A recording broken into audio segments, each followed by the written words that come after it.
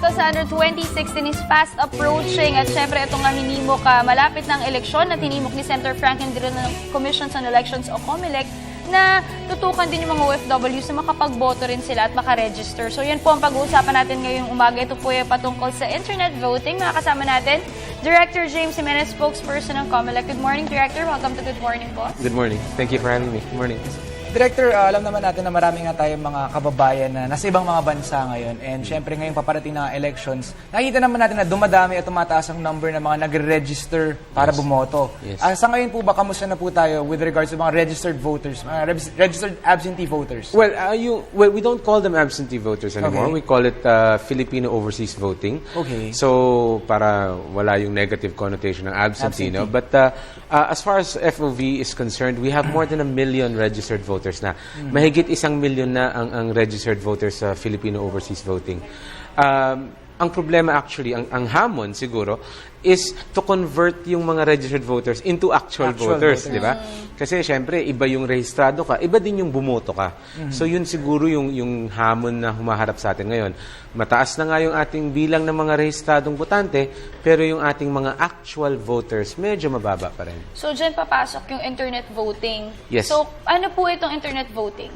Yung internet voting, isang paraan ito ng pag-cast ng iyong boto na doon ka lang online. No? Hindi ka na kailangan pumunta ng embassy, hindi ka na padadalhan ng balota, hindi ka na, well, basically you can vote from wherever your computer is.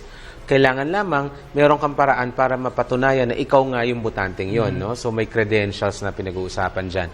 Pero ang maganda kasi sa internet voting is that hindi ka na kailangan bumiyahe ng malayo para lang pumunta sa embassy. Actually, yun ang problema, di ba? nating problem yun with our overseas voters. Kumbaga, kailangan nilang pumunta sa embassy para, kunwari from wherever they are, they have to go to the nearest embassy. Right. And sometimes the nearest embassy, on a convenient, they would be 1 hour away. Sometimes, So, ang kumbaga, tagal. nagko-cross ka pa ng border, sir. Yes, tama Siyempre, yan. yung iba, baka mamaya marami silang trabahong Correct. ginagawa. So, Exactly. ito very, convenient na for them. Very ang convenient, internet yes. voting. Pero let's talk about security. Ano po ba yung assurance ng COMELEC na hindi ito mahahack? Baka mamaya mapalitan yung boto. Well, actually, nagawa na natin ito dati. No? Nagkaroon tayo ng isang pilot test sa Singapore noong 2007. And kasama sa implementasyon ng internet voting, ay babalutan mo yan ng security measures, no? And yung security na yan, that's all electronic. So, nung 2007, nung nag-pilot test kami, in-invite namin yung community, no? Yung IT community, basically, to try to hack the system. Subukan nilang pasukin yung sistema, palitan yung boto, whatever, no? Do whatever mischief they want. Para makita yung loopholes. Para kumbaga. makita yung loopholes. At nakita naman natin na naproteksyonan talaga yung So sistema. safe. So safe siya. On the other hand, meron din namang mga concerns doon sa security, doon pa lang sa punto na bumoboto yung tao. Halimbawa, binigyan kita ng PIN number para ikaw ang ipapasok mo yung PIN para alam ng sistema na ikaw yon. What if binigay mo yung PIN sa kanya? Ibang tao. So, ibang tao ngayon ang makakaboto.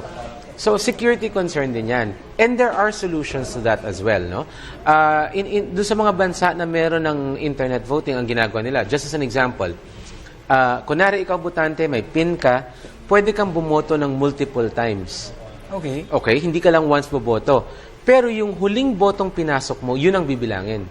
Ang teorya doon sa mga unang binoto mo, merong pressure sa'yo. Merong pumipilit sa'yong bumoto, merong nagsasabi sa'yo ganito, ganyan. Pero in a better situation, no, wala nang nanggugulo, wala nang nagpe-pressure sa'yo, pwede kang bumoto ulit in secret. Okay. And then that will be the vote that will be counted. No? So, isa lang yan sa mga maraming paraan na nakikita natin sa practice sa buong mundo ngayon. Kasi may mga bansang internet voting na talaga eh. For instance, Switzerland, no? So, natututo tayo sa experience nila.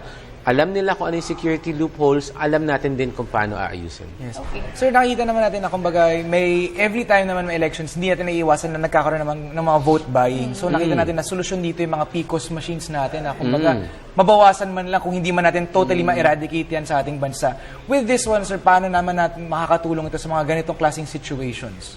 Well, hopefully, unang-una, kapag mag-isa ka lang bumoboto, more or less, hindi ka kayang abutin ng mga politiko. Kasi kaya naman nagiging rampant ang vote buying dito kasi yung politiko may access sa botante eh. Naaabutan niya ng pera. Eh kung kunyari, nasa gitna ka ng laot, marino ka, eh sino namang bibili ng boto mo doon, di ba? At the worst, siguro mapapangakuan ka. But then again, that's always been the case. People vote depending on what they expect, to gain from who ano they yung vote offer for. sa kanila, Oo. usually. Diba? Pero yung actual na palitan ng pera, medyo malabo yan, especially when we're talking about Filipino overseas. Pero, Director, ito naman, since nasabi nyo nga nag-pilot test kayo noong 2007, nasa na tayo sa pag-develop nito ngayong taon na to sa internet voting? Well, kailangan natin mag-pilot test pa ulit. No? It is a very small election in 2007. Tawag namin doon non-binding election. So, kailangan natin i-pilot test, hopefully, yung bilang second step sa actual election na. Tingnan natin how it performs in a real electoral exercise. Pero kailangan muna, sang-ayunan ito ng Joint Congressional Oversight Committee. So maghahain kami ng panukala sa kanila, especially now, no? Yung paalala ni Senate President Drilon is a very, very timely reminder. At maganda yung ma-push natin yan doon sa mismong JCOC. If we can get the authority from the JCOC to go ahead with the pilot test, then we have enough time to prepare for it. Actually, Director, maganda naman na nakikita natin na nai-innovate natin yung voting system natin. Pero with innovations like these, marami rin tayong nakikita mga setbacks. Let's say, kumbaga mga technical things like siguro internet connection or yung mga siguro pag nagahang yung computer. So paano natin kumbaga may iwasan na maiba yung results ng mga voting natin with pag nagkaroon tayo or na-encounter natin yung mga ganyang klaseng problema? Well, alam mo, depende yan dun sa deployment mo dun sa kung paano mo siya ni-roll out, no? Halimbawa, kung mag-i-internet voting tayo, definitely, yung ating tagasalo ng mga boto dito, yung electronic ballot box, ika nga, has to be placed in a secure location.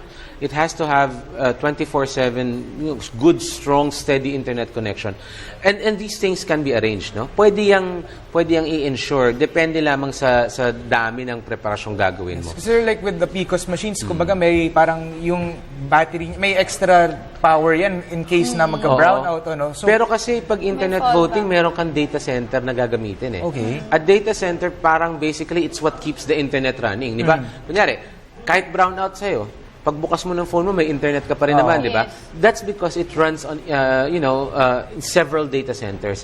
Ganong klaseng implementasyon ang gagawin natin. Ito, Director, speaking of implementation, yung pag-implement po nitong internet voting, sino-sino po ba yung mga kasama nating government agencies sa pag-implement nito? Just off the top of my head, ang talagang partner natin dyan, DOST. DOST. No? DOST talaga. Pero, kakailanganin natin ng external providers, no? Yung magdadala ng sistema sa atin. Sa Pilipinas, wala tayong sarili nating internet voting system. Meron sa mga iba't ibang eskwelahan, may mga sarili-sarili sila, no? But all of that, hindi yan papasa doon sa ating law kasi ang law nagre-require siya ng parang track record. So, track record for a political election. So, medyo mahirap i-meet yan. Pero merong mga vendors, mga outside providers who can bring the technology to us. Particular, yung mga nagagawa na yan sa ibang bansa. And sir, di ba usually, kumbaga, pag ganitong voting, meron tayo mga, kumbaga, kailangan minsan yung mga fingerprint, tapos meron tayo yung indelible, yung mga biometrics. How do we plan to take care of these, kumbaga, conditions with regard kung online tayo? Baka for internet voting, it might require a different set of safeguards. Okay. Fingerprints, for instance, can be used sa local very easily, pero sa overseas, baka it will be more like a series of, first of all, a PIN. Definitely, a personal identification number. You log onto the system, you enter your PIN, and then siguro a set of security questions na ikaw lang makakaalam, no? In the same way that you do online banking. Yes. So, sa online banking, wala namang fingerprint dun, no? Wala din namang requirement ng camera. So, familiar tayo sa ibang klaseng security measures, pero meron ding iba that are just as good, that can be employed for overseas voting. Kumbaga, it will vary depending on the Yes. situation or depending Absolutely. on the circumstances that you have. Absolutely. Again, like I said, kung lokal, face-to-face kayo ng botante, andali i-check ng fingerprint niya. Pero iba ang sitwasyon kapag overseas yung botante, nakaharap lang siya sa computer. Sometimes it's probably not even his own computer. Correct. Baka internet shop lang yan. Or in some cases, it might be on a mobile phone. So iba-iba talaga, no? So you have to find a solution that will fit all of situations. So that would probably be based on the web app itself. Alright, Director, ito kasi malapit na ang 2016 elections. Ano po ba iba pang mga pinaghahandaan at pinagkakabalahan ngayon ng COMELEC besides internet voting? Well, dalawa ang pinakamalaking areas of activity natin. Una-una yung paghahanda mismo sa automation ng 2016. Meron tayong steering committee para dyan. Pangalawa, meron tayong continuing registration and that's a very big concern for us, no? Especially yung pagpapavalidate ng mga walang biometrics. There are 9.6 million, they might be disenfranchised. Yes. But apart from these two major areas of activity, syempre tinitignan din natin lahat ng ibang napipintong electoral exercises that people are talking about. For instance, there's talk of charter change, di ba?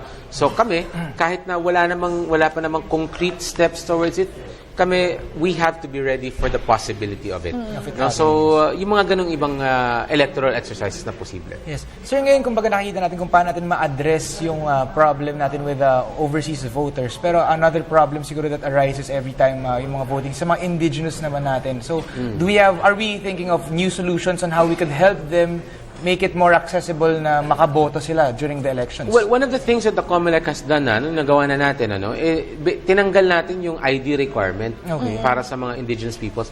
Ang indigenous peoples kasi usually walang ID yan. Mas konting requirements na para mas makapag-register sila. Ano lang, parang certification lang na indigenous people sila, no?